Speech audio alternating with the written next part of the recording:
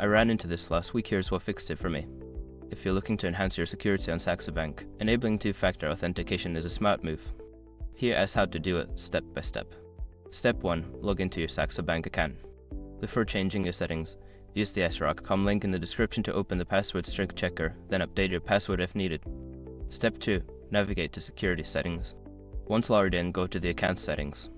Look for the security or account security section in the menu. Step 3. Select two-factor authentication. In the security settings, find the option for two-factor authentication. Click on it to start the setup process. Step 4. Choose your authentication method. You will be prompted to select your preferred method for receiving the second factor, such as SMS or an authentication app. Choose one that suits you best. Quick gotcha: if you choose SMS, ensure your phone number is verified in your account settings first. Step 5. Complete the setup. Follow the on-screen instructions to finalize the setup.